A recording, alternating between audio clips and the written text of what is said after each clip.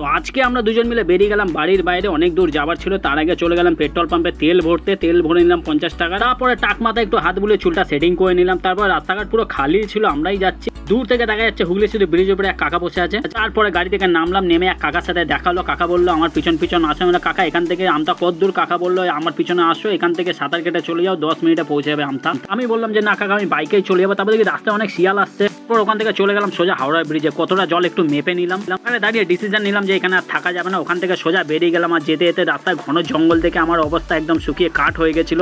যেতে যেতে রাস্তার পাড়ে এক ভদ্রলোক দাঁড়িয়ে ছিল, তার সাথে কথা বলে বেরিয়ে গেলাম। আমি আমাদেরকে জিজ্ঞাসা করছে তোমরা কারা? আমরা হাড়কাটা গলি তার কাটা ছেলে আমরা।